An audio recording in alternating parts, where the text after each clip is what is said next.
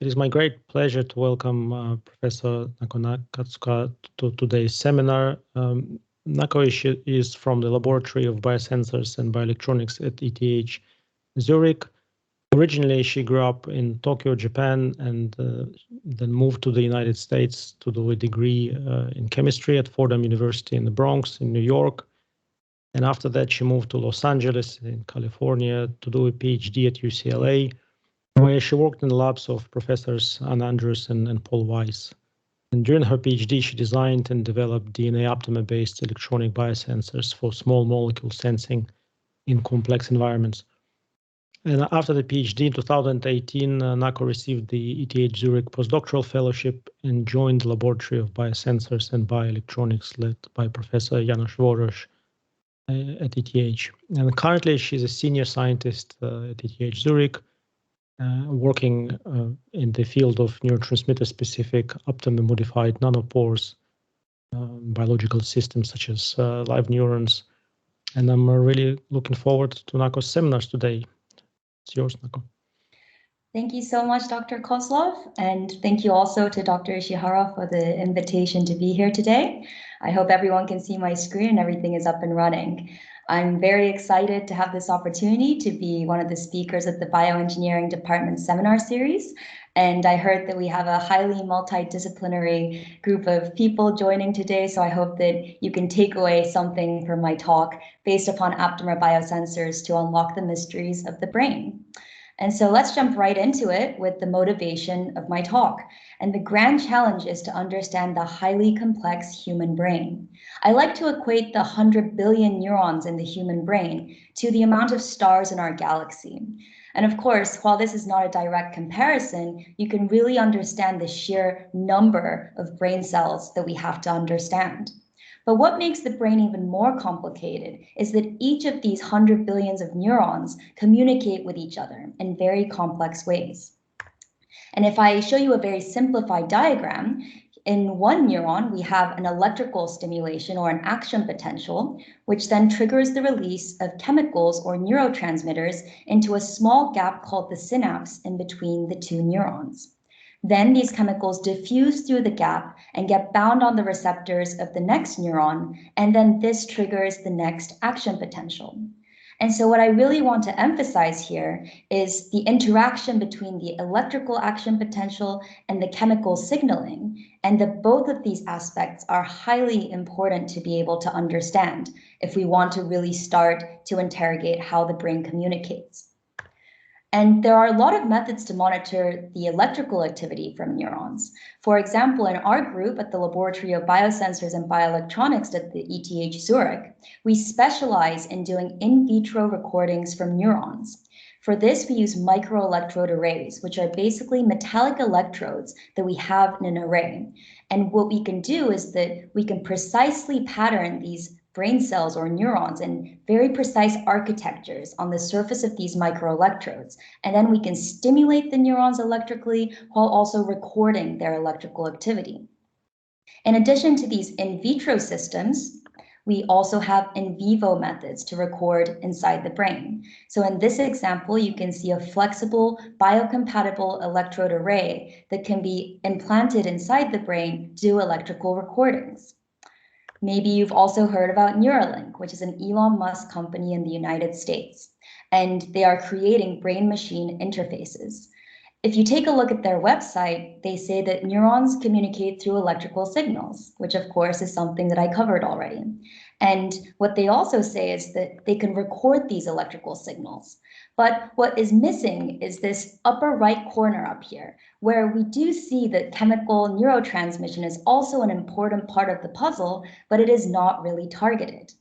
And so to say that there is a potential to treat a wide range of neurological disorders, it's a big generalization if we start to only look at electrical signals. In order to treat psychiatric and neurodegenerative diseases, we need to know both sides of the communication pathways, the chemical and the electrical. And the reason why chemical biosensing is so challenging is because there are so many different molecules in complex environments. And so the challenge can be equated to looking at a sea of fish. And you want to find this one fish in a sea of similarly looking fish and fish it out. And so that's the big challenge. And if we even look at neurotransmitters such as dopamine, which regulates a lot of different neurochemical pathways, as well as norepinephrine, you can see that they only differ by this one chemical signature, an OH or hydroxyl group. And so we need to have a method that can differentiate these similarly structured molecules in order to enable chemical biosensing. There are existing methods, of course, to measure neurochemicals, and I wanted to show you a couple of the state-of-the-art. And so one is microdialysis sampling, where you can take a sample from a localized brain region, and then this liquid is put through a semi-permeable membrane to filter out any of the nonspecific molecules and to get the neurochemicals. But then in order to analyze these samples, first, the sample has to be purified through high-performance liquid chromatography, which is a separation method. And then it can be analyzed via mass spectrometry, for example, which can really quantify with high specificity and also sensitivity the amount of molecules. But as you can see, there are a lot of steps that go into this, and also it requires highly centralized equipment. And also, it's very difficult to do these measurements in complex environments because you have to clean and pre-treat the sample. An alternative method is fast-scan cyclic voltammetry. In this case, carbon fiber microelectrodes on the orders of microns are used, and they can be directly implanted inside the brain of a mouse and do local recordings. The mechanism of this technique, however, is redox chemistry. For example, if we have a serotonin molecule right here, through oxidation, you can see that it changes its structure. The OH groups becomes a double bond O group. And what we can physically measure in this technique is the loss of the electrons, or the redox chemistry at the surface. However, when we take a look at all of the different chemicals that coexist in the brain, you can see why these redox potential measurements might be a challenge. If you rely on electrochemistry, there are so many similarly structured molecules that have overlapping redox potentials. So for dopamine, you have these precursors, L-tyrosine and L-dopa, and dopamine can also be metabolized into dopac. Serotonin has the precursors L-tryptophan as well as L5-hydroxytryptophan and can also be metabolized to 5-HIAA. And so I want you to keep in mind these similarly structured molecules because later on I will show you how we overcame the selectivity issue with our new biosensing platforms. The way in which we tackle the selectivity issue is by using DNA aptamers. DNA aptamers are single-stranded oligonucleotides that can undergo a conformational rearrangement of the backbone and capture the target of interest. And since DNA is highly negatively charged due to the phosphodiester backbone, we can transduce the signal of the binding as an electrical signal. And what the key is that aptamers in the presence of the nonspecific molecules, even if they're similarly structures, do not undergo this conformational change. And so it has this inherent selectivity that allows it to be a highly good receptor for these kinds of regimens. The way in which aptamers are isolated is through an in vitro selection method called SELEX. SELEX stands for Systematic Evolution of Ligands by Exponential Enrichment, and I wanted to very quickly walk you through the protocol. So you start out with a random library of DNA, about 10 to the power 14 molecules, and then you can incubate your target analyte of interest. Let's say we want to isolate an aptamer for dopamine. This is the step that is called positive selection. Then certain DNA sequences may bind to your target of interest, but there will be others that don't. So you can rinse away and remove the sequences that did not bind.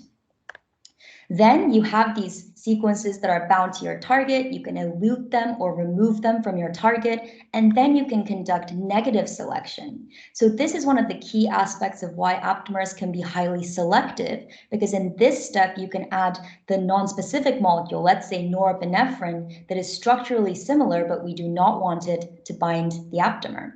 And then you can see which sequence is bound, and then we would not want that to be our aptamer sequence, and then we can amplify the sequences that did indeed bind the target of interest but not the nonspecific molecule. And then this can be cycled over and over again until you have really good candidates that have high selectivity and high specificity for your target of interest.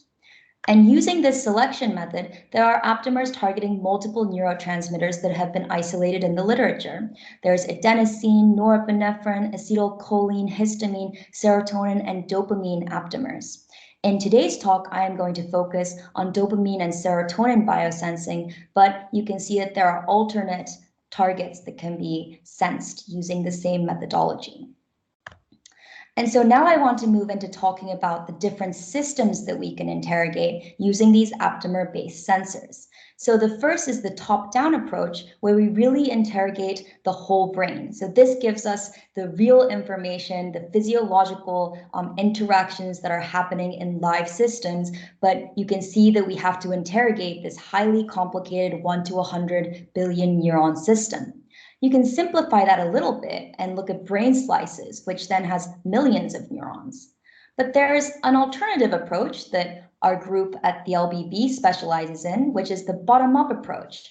In this case, we can use artificial neural networks with 1 to 100 neurons. So now we really simplify this complicated system, and we can start interrogating very different fundamental questions about how the brain communicates. For example, now we're able to map how an electrical potential can propagate from one neuron to the next in real time, or we can see how these neurons mature over time in a very standardized system.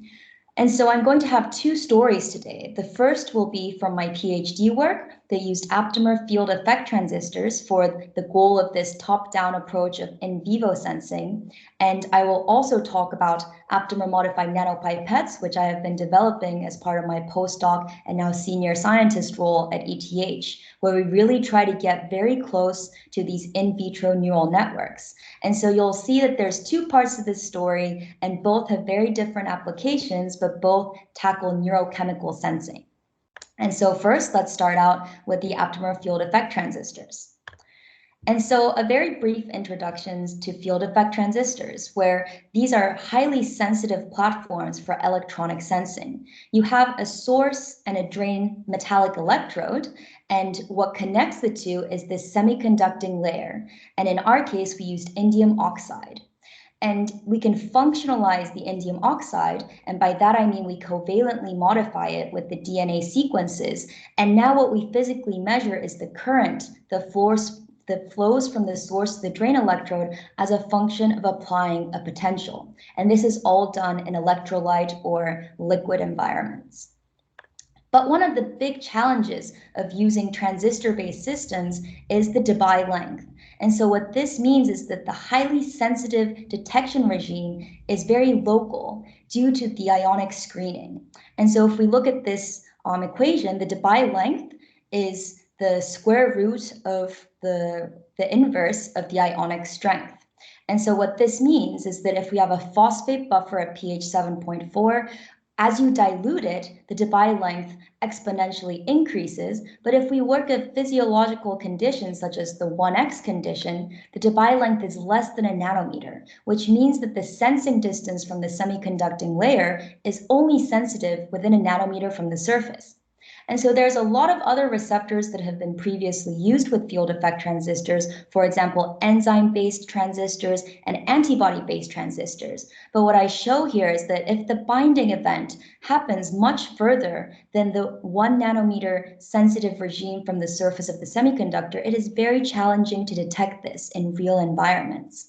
And so here we used aptamers because we thought we could overcome this Debye length limitation, and that these DNA sequences are small and undergo conformational rearrangements within the Debye length.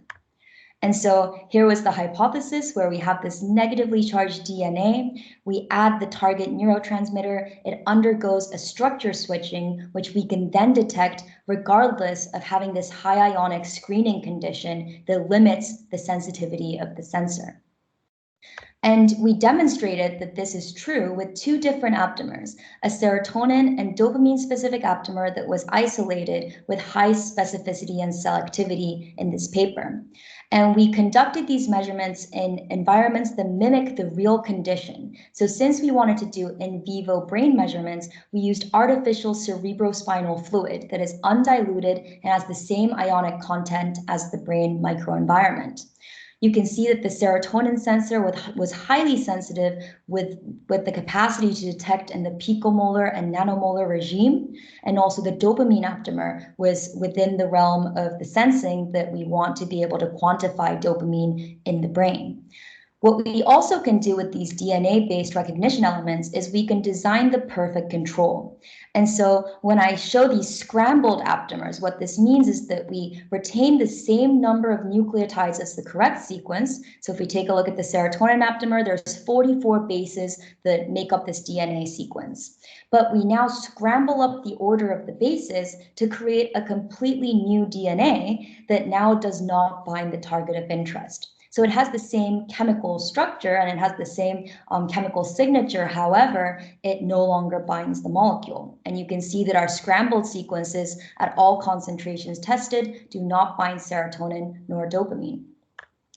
And these neurotransmitter specific aptamers are also selective. And so here I show that we can differentiate those precursors and metabolites that I previously showed you in the biosynthetic pathway of serotonin and dopamine in the brain. So this was extremely promising because especially dopamine versus norepinephrine has been a very critical challenge for neurochemical detection because they are so hard to conventionally differentiate. And we also wanted to demonstrate that these sensors actually work ex vivo in real tissue samples. So in this case, we took the brain sample of a TPH2 knockout mouse. And so TPH2 is an enzyme that creates serotonin, and therefore by knocking that down, this mouse lacks serotonin in their central nervous system. We homogenized this tissue, incubated it on the surface of our aptamer field effect transistors, and we were able to show that we can still detect serotonin, and especially in a physiologically relevant range, which is shown in the yellow, and also that the sensor remained robust for up to 4 hours, where we could reproduce these measurements over and over again. And 4 hours is approximately an acute measurement for in vivo recordings. So this was one of the first demonstrations where we showed that these sensors could be functional in a real environment. But in addition to be able to sense, what was also really important for us was to understand the mechanisms of how these sensors were actually working and how we can start to really understand the interactions that are happening at the surface. And to do that, we looked at the raw data where we see the change in the current as a function of the applied potential in the field effect transistor measurements. What was interesting was that for the dopamine sensor, the dotted blue line is the baseline current where there is no dopamine present. And as we increase the concentration of dopamine in the solution, we saw a decrease in the current response. Alternatively, for serotonin, you see this dotted line, which is the baseline current and buffer. You sequentially add higher concentrations of serotonin and you see an increase. And so this divergent behavior was likely due to the fact that they have different conformational dynamics. For the dopamine sensor, the negatively charged DNA backbone may come closer to the semiconductor. And therefore, since we're measuring the current or the flow of electrons from the source to the drain electrode, there would be electrostatic repulsion at the surface, and then you would see a decrease in the current because there are less charge carriers. Alternatively, for serotonin, it could be that the DNA backbone moves further away from the surface upon target recognition, and thereby you see a recruitment of charge carriers because now there is less electrostatic repulsion. And so we wanted to test this hypothesis by doing complementary techniques that can give us a better picture of what kind of conformational dynamics were happening. One of those methods is circular dichroism spectroscopy. This is a method that allows us to interrogate the secondary structure of DNA. And so what we wanted to see was where is the DNA structure in space and how does it change upon addition of the molecule of interest. What was interesting was that for dopamine, you can see that the dotted line represents the aptamer by itself. Upon addition of the target dopamine, we see a shift to the left where the peak is shifted, and this shift is indicative of the formation of a parallel G quadruplex, which is a very well characterized secondary structure of DNA. Alternatively, for serotonin, we see that from the dotted pink line, we see a shift to the right upon addition of the molecule of interest. And then This actual shift is indicative of an anti-parallel G quadruplex formation. So this opposite shift in the circular dichromosome spectra seemed to correlate with what we were seeing at the surface of our electronic sensors. And what is more, this was a really nice technique to demonstrate why these aptamers are selective. Because in the presence of the nonspecific molecules that are similarly structured, you see that there is minimal change in the spectra. What this means is that there is no structure switching in the presence of the wrong molecules, regardless of the similar structures. And so also we wanted to demonstrate that this signal transduction is based upon the DNA backbone rearrangement rather than target detection. Serotonin and dopamine are positively charged at physiological pH, and therefore we also try to detect a neutral target so that we can demonstrate that we are not only limited to measuring charged targets at the surface of the transistors. In this case, we also isolated a new glucose aptamer, and we demonstrate that we can differentiate fructose and galactose, which are similarly structured molecules. For galactose, actually, the only difference is the location of this hydroxyl group in an axial versus equatorial position. We also, of course, always test for the scrambled sequence to show that we do not get a sensor response in the presence of a scrambled sequence. And using this, we also measured glucose in whole blood. The reason why it was diluted whole blood was because we couldn't find blood lacking glucose. And so this red point indicates the amount of glucose that was in the whole blood, and then we diluted it to show that we can detect different concentrations of glucose regardless of how complicated the environment is, such as whole blood. And so back then, back in 2016, we envisioned being able to miniaturize these sensors to be able to locally insert them, just like the fast-scan cyclic voltammetry technique, which was those probes that are microns large, and to be able to do local measurements. What we envisioned was having active aptamer field effect transistors, inactive ones, for example, with the scrambled sequence as a reference, as well as, of course, a solid-state reference on the surface. And what I'm very excited to share is that my group at UCLA has been really pushing forward this technology since then, and we just had a paper accepted where we have a serotonin aptamer on the surface of these neuroprobes that were actually inserted into localized brain regions of an awake mouse, and we were able to record serotonin concentrations in vivo. So this is a very exciting new thing. So when this paper comes out, please go and check it out. And so now switching gears a little bit, I talked about the in vivo sensing, but now in the latter half of my talk, I will talk about these aptamer-modified nanopipettes to tackle in vitro and ex vivo sensing. And this is my work at the ETH Zurich. And so when we look at these neurons, I already introduced at the very beginning that the interactions happen in this very small gap called the synapse. And so if we want to start measuring local neurochemical flux in close proximity to these synapses, we also need to develop methods that approach this spatial dimension. Therefore, we use nanopipettes, which are glass capillaries with openings of approximately 10 nanometers, and we build these sensors in-house in our lab. And so our goal was to be able to approach the spatial dimension and then also couple that with the selectivity of the aptamers that I previously showed you. And the way in which this sensor works is also electrochemical, in that we have an electrode inside the nanopipette sensor, as well as one inside the bulk solution. What we physically measure is the current that goes through this 10 nanometer pore. What I wanted to do was to integrate these DNA aptamer sequences on the inside surface of these 10 nanometer nanopores, because I hypothesized that upon target recognition, these aptamers undergo structure switching. And this structure switching would rearrange surface charge locally in this confined nanoscale environment, and we would be able to track that as a change in the current response. And so the original aptamer modified nanopipettes may have this kind of current versus voltage curve. The reason why it has this curvature is based upon the charge at the surface, which I'll talk about in a little bit. But this nonlinear response, which defies ohmic behavior, is due to the conical shape of the nanopipette in addition to the different charges inside the pore. And so we expected a change in this characteristic upon target recognition. And so I'm a trained chemist, and so the first question was, how do we get these aptamers on the surface of the nanopipettes? And we use sequential surface chemistry for that. We first start with a quartz surface, and then we assemble amine-terminated silanes through chemical vapor phase deposition. And then we couple thiolated aptamers using melito-benzoic acid coupling chemistry. So now we have covalent modification on the surface of the nanopipettes, and they are ready to conduct biosensing.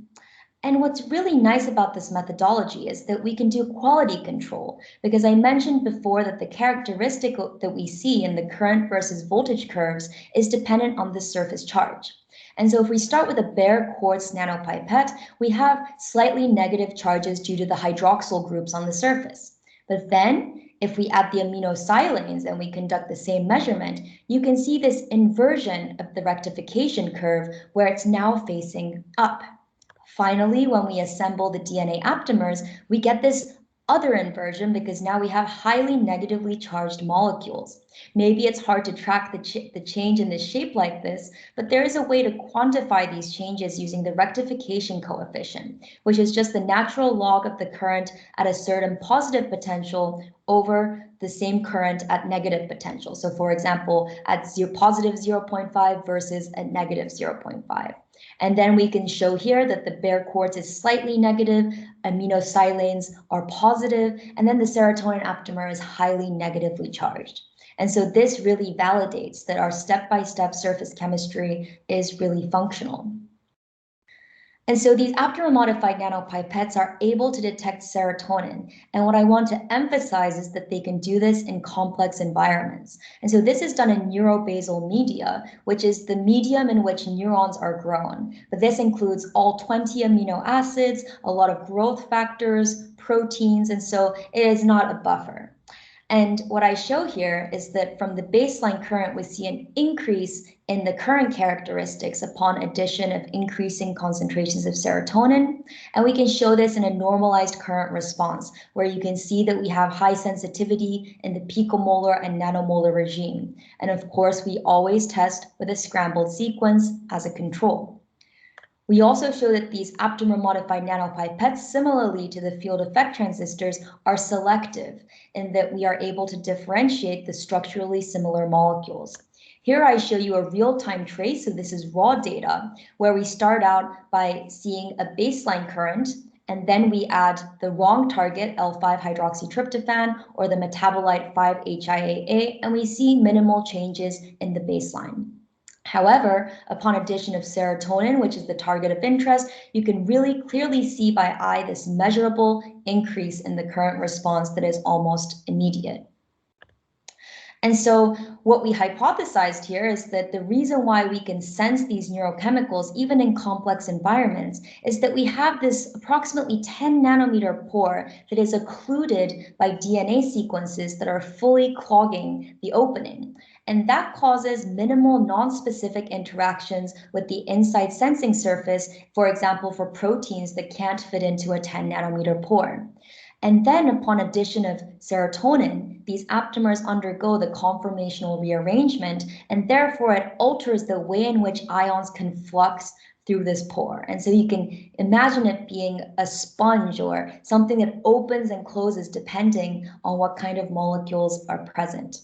But of course, we also wanted to interrogate the mechanisms behind this. And to do that, we used a technique called quartz crystal microbalance with dissipation monitoring.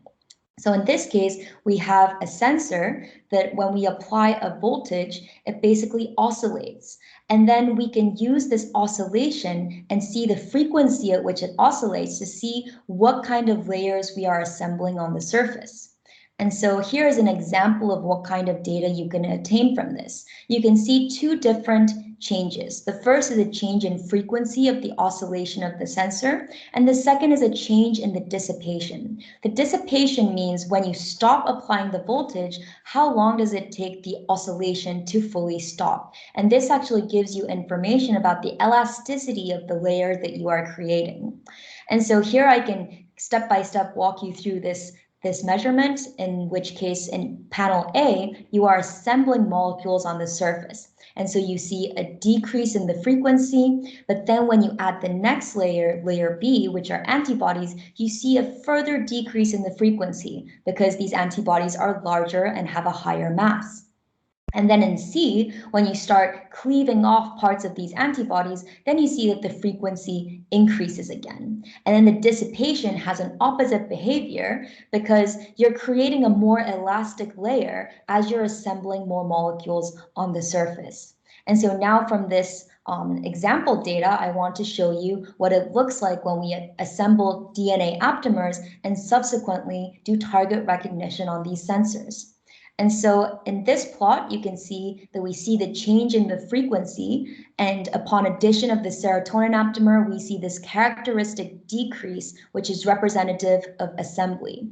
We do a PBS or phosphate buffer rinse to ensure that everything is covalently modified on the surface and not just electrostatically adsorbed. Then we can add the serotonin target and also see how much the thickness or the layer of the aptamer changes as a modulation of the target that is bound to it. If we zoom into this right here, I want to show you and walk you through how this works.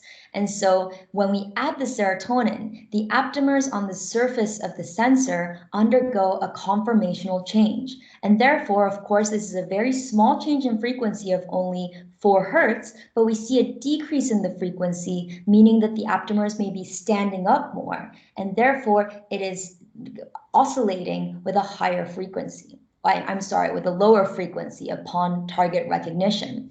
And then we show the reversibility of this binding by rinsing with the phosphate buffer, where it basically goes back to baseline.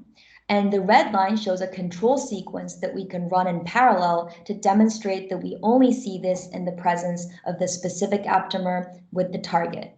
You can also see the dissipation increase, which shows that you have an elastic layer that is forming.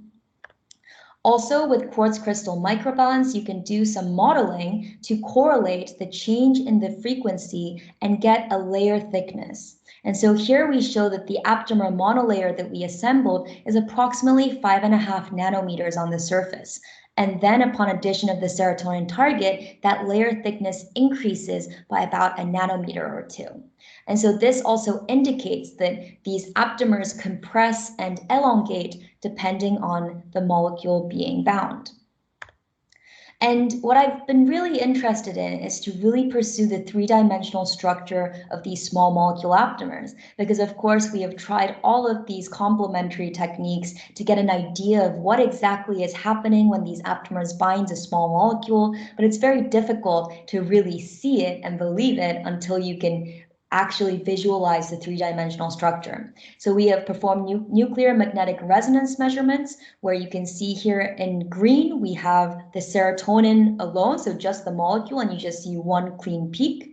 The black spectra is the serotonin aptamer by itself, and you can see a couple of peaks. But then when you add the serotonin, you see this new peak formation. And these are unlabeled sequences because we are just tracking these amido peaks of the guanine and cytosine inside the DNA sequence. However, what was really challenging for us with the NMR is that NMR requires low salt conditions to get very highly sensitive spectra. However, our aptamers require high ionic conditions to fold in the correct way in the presence of the target of interest. And so in parallel, we have also been trying to do X-ray crystallography, where we have done a lot of optimization screens to actually crystallize the small molecule in the presence of the aptamer, and then we fish these formed crystals and go to the synchrotron source and actually use X-rays and see the diffraction pattern based upon the crystal structure. At this point, we have achieved 4 angstrom resolution, which for me sounded really great, but unfortunately we have to lower this resolution to about 3.5 angstroms in order to truly get the crystal structure. So this is an ongoing project that I just wanted to mention, because at the end of the day, we really want to be able to see in order to understand what is happening inside of these nanopipettes. But to finish up my talk, I wanted to show you some of the real-world neuroscience applications of these nanopipette sensors. Since, of course, if I just show you that we can sense these molecules in neurobasal media, the next question is, of course, okay, where can they actually be used? And so I'll start by talking about clinical samples, which we do in collaboration with the Salk Institute.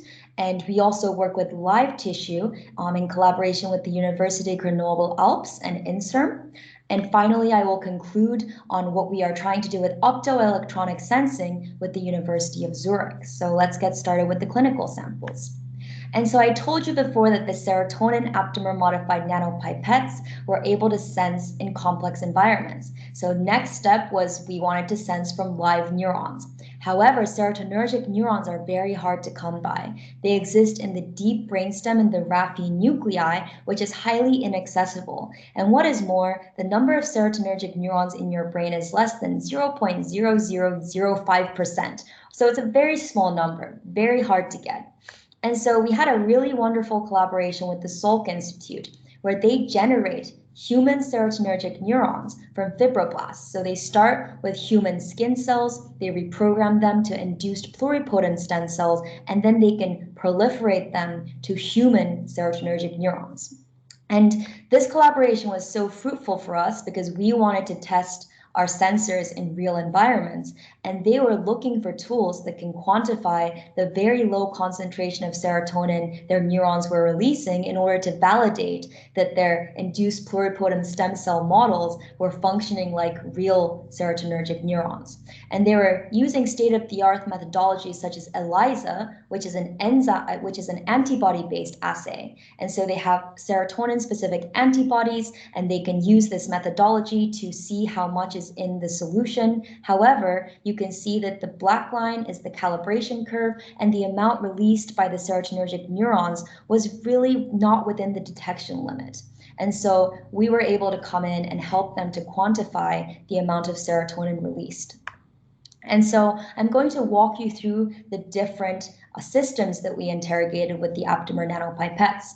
This was conducted during Corona times, so unfortunately we are unable to do the measurements together in-house, but we are able to receive the media collected and frozen from the serotonin-releasing neurons versus the negative control, which are induced pluripotent stem cell-derived astrocytes, which do not release serotonin. And so in a very simplified serotonergic system, serotonin can be released by one neuron and be bound to the receptors of the next neuron, or they can be reuptaken by a serotonin transporter protein. However, you can modulate this system by adding high salt, for example, potassium chloride, which induces neuron depolarization. What this means is that all of the reserves of serotonin in the primary neuron then gets dumped out into the extracellular space. And so you would expect a higher concentration of serotonin in the extracellular environment. Our nanopipettes were able to differentiate these physiological differences, where first we were unable to detect any serotonin for the astrocyte media, and then we were able to detect approximately 1 nanomolar from the serotonergic neurons. And then we saw a 3-fold increase for the neurons that were treated with the high salt with potassium chloride. And so one other system we tested was using antidepressants such as citalopram. And in this case, this drug blocks the reuptake of the serotonin by the serotonin transporter protein. And therefore, again, you see an accumulation of serotonin in the extracellular space. And so in this case as well, we were able to show that there's a 2-fold increase in the concentration of serotonin when the neurons are treated by the antidepressant. And what was interesting for the neuroscience team was that when you do acute treatment for 2 hours versus a longer-term treatment, we didn't see a change in the amount of serotonin release. So this is also something that they were unable to investigate prior to our method. And so this is an example of being able to really test in a fast, robust way in complex environments that are untreated in any way. Next, I'll talk about live tissue measurements, where in this case, this is a collaboration with Dr. Blaise Javert at the University Grenoble-Alpes. And what their group has been working on for a very long time is they are measuring the electrical transduction, the electrical potential that travels from the midbrain down the spinal cord of live embryonic tissue samples. And so they can culture these live embryonic tissues on the surface of microelectrode arrays that can monitor electrical activity. But what they wanted to know was the correlation between neurochemical flux and the electrophysiology. And so they wanted to be able to insert sensors in very localized regions, whether it's in the pons or the medulla or in the spinal cord, and see how serotonin flux regulates or is regulated by the electrical responses.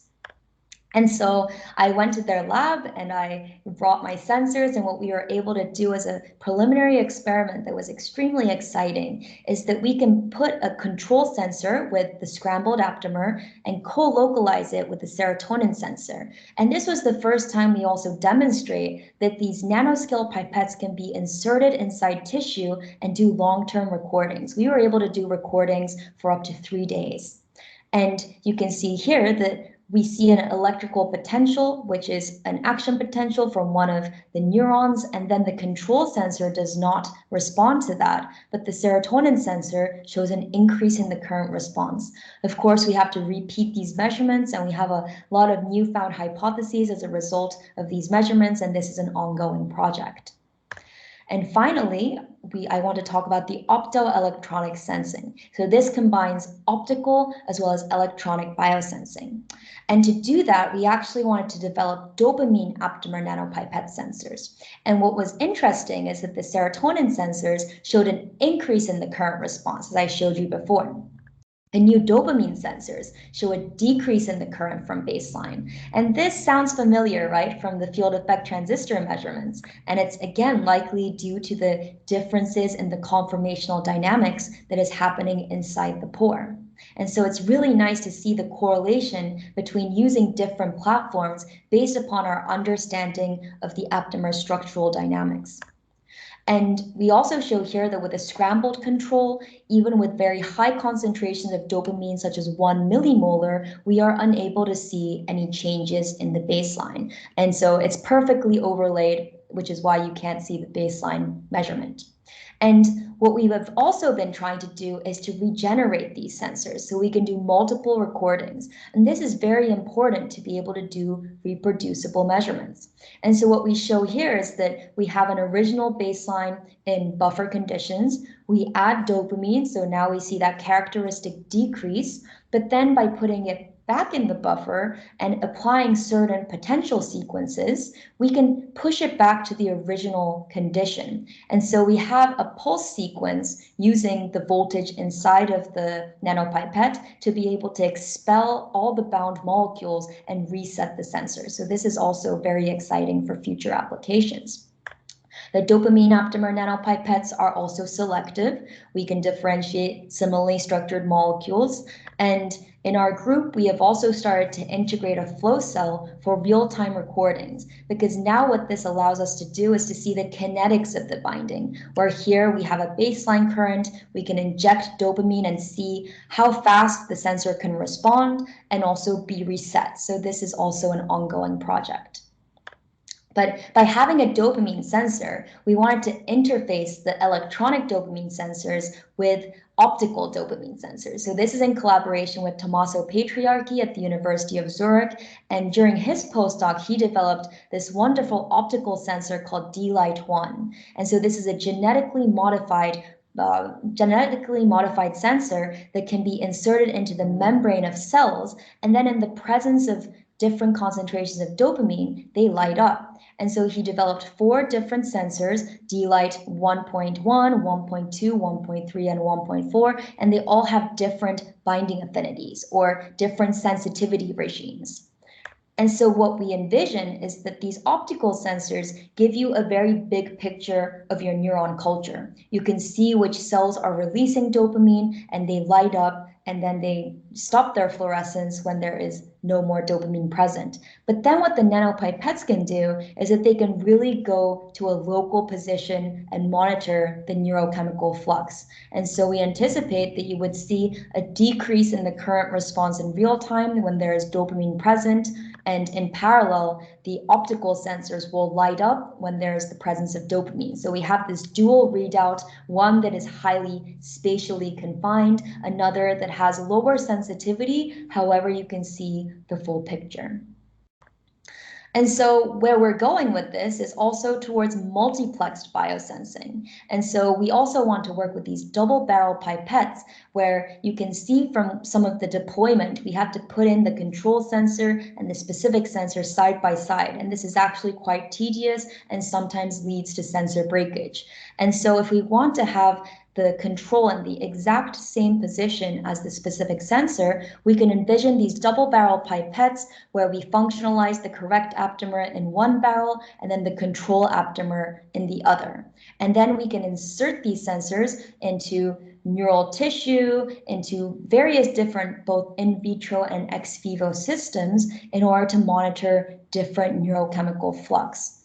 One of the applications that we are envisioning is that with Alzheimer's disease, there are so many different aspects of it that lead towards disease onset and progression. So one of the most well-developed models is the amyloid beta and the tau protein aggregation models, but there's a lot of hypotheses in that neurochemical flux either induces these aggregation of proteins, or maybe the aggregation of proteins itself induces a weird correlation with the neurochemical flux.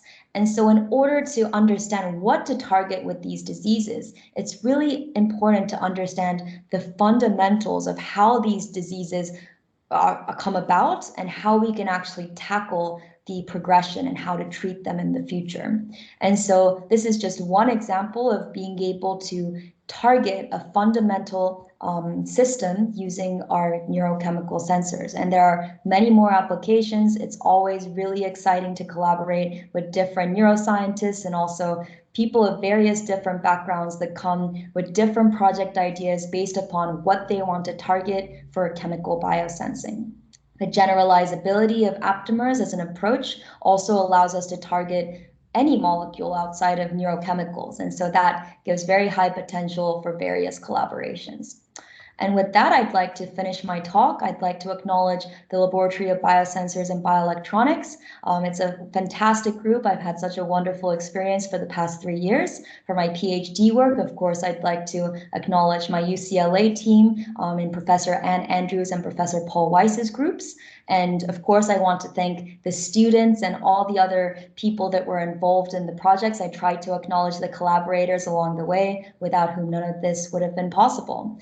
And thank you all for your attention, and I'm very happy to answer any questions. And if you also have any other questions outside of this, you are very welcome to email me. So thank you so much. Thank you very much, Nako. Great talk.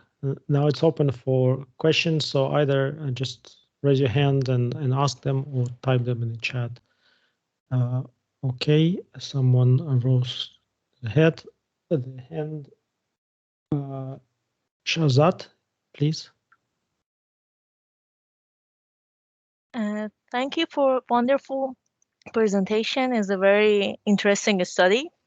I have a question. It's about calibration and the noise, specifically the non-selective detection.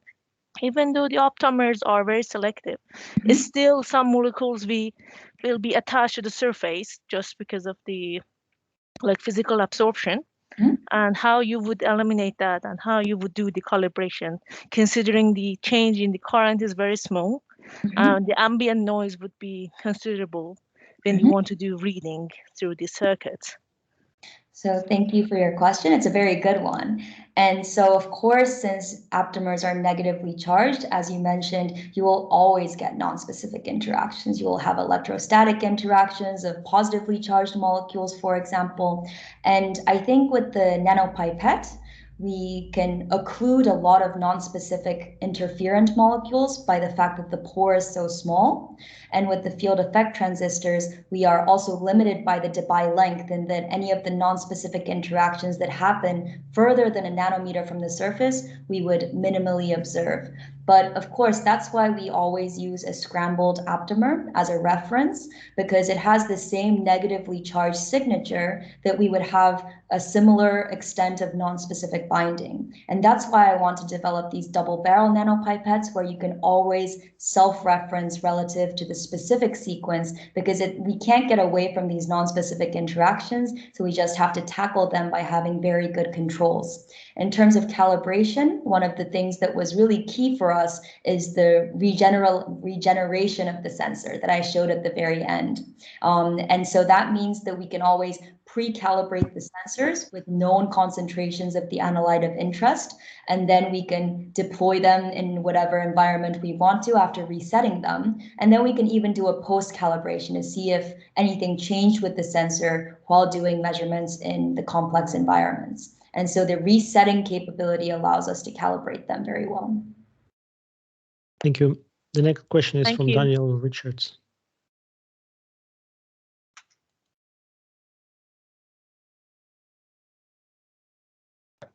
Hi, Nako. Amazing talk. Really, really great work. My question is also along the lines of sort of your aptamer work. So obviously you've chosen aptamers and you're getting amazing results and it's working really well.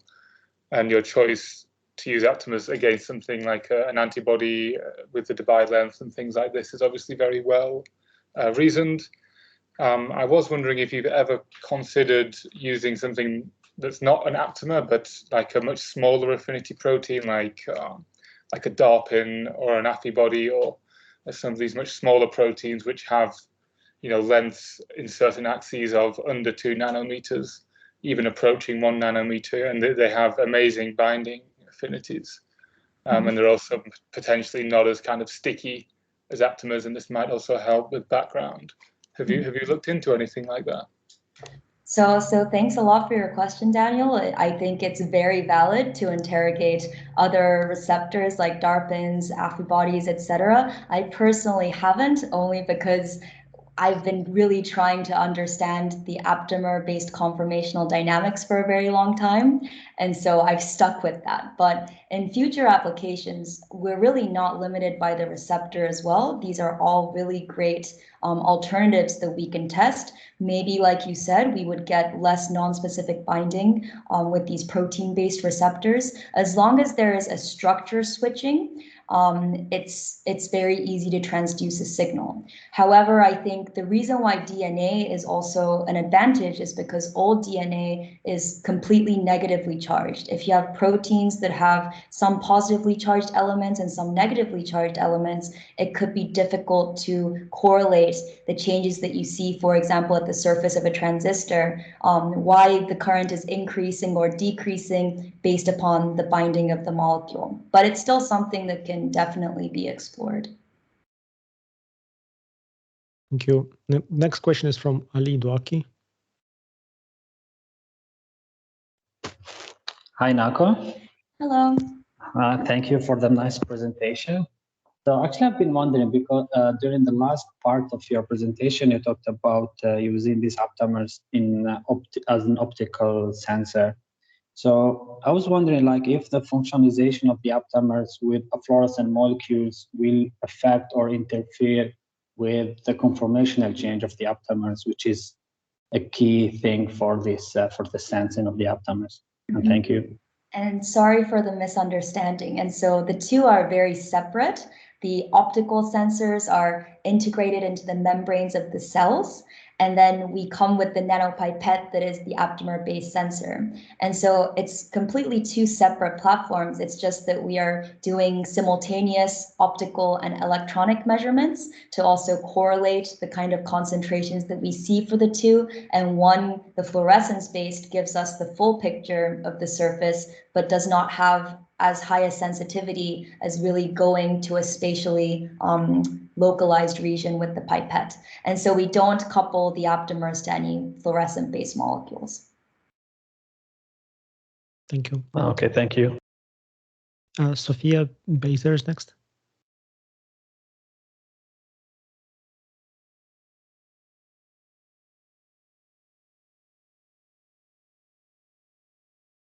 Oh, now you should hear me, I think. Can you hear me now? Yes, now I can hear you. Oh, fantastic. Beautiful results. Thank you so much for that amazing tool. I was wondering, do you envision this being in a direct clinical application in the long run as well? I'm sorry, I think I missed the last part, Sophia. Could you repeat it for me? Yeah, sorry. Do you envision your technologies, what you've developed, to be in a direct clinical application in the long run? So do you think that is translatable in a more commercial setting as well? So thank you for your question, and it's a very good one. So of course, for the in vivo sensors I showed at the start of my talk, it's very evident what kind of clinical applications you can envision when you can do localized neurochemical measurements. But I think the advantage of the nanopipettes is that we can do local measurements, but in these various different systems. And so the final slide I showed, I gave the example of Alzheimer's. We can, for example, get mouse brains for Alzheimer's diseased models that have aggregates of tau protein versus aggregates of amyloid beta. And then we can use the pipettes to monitor multiple different neurochemicals such as acetylcholine, dopamine, serotonin that have been correlated to disease onset or progression. And so I guess it's more of a fundamental investigation of where these diseases come from, because I think we are really lacking a fundamental understanding of a lot of these diseases that currently do not have cures. And so the clinical application is not necessarily deployment in the clinic, but more so for designing an integrated platform where we don't just look at one aspect of the disease, but we can look at the electrical components, the chemical components, the protein aggregation components, all in one. Thank you so much. Thank you. Thank you. I have a question. So why not use this nanopipette in vivo in a living brain? So that's a very good question. It's something that I had never really thought about because I developed it specifically for the in vitro application. I think it is likely possible if you had some kind of, because it's made of quartz. And so I don't know the biocompatibility of just sticking a quartz nanopipette inside the brain. And I know that when you move from in vitro to in vivo, there's just so many other things that you have to take into consideration in terms of the tissue response and the material that you use. But I guess if you were to encapsulate it in some kind of biocompatible tube that you can then insert and then do the recordings inside, it is possible. I just think that for in vivo work, the field effect transistor based work that is being pushed forward by UCLA still is a better approach because transistors are easier to miniaturize. You can have multiple on the same surface, so we can do multiple recordings with the scrambled aptamer, 2 sensing elements, maybe multiple DNA aptamers on the surface, whereas with the nanopipettes, we are currently limited to just 1 sensor, 1 chemical. And so I think that they have different advantages, and therefore I haven't really pushed the in vivo aspect of this sensor. I see. And if we take the serotonin sensor, I'm wondering about its temporal characteristics or maybe the unbinding rate. In other words, if I give you a sinusoidally varying concentration of serotonin in the brain, can the sensor follow it? And if yes, up to what frequency?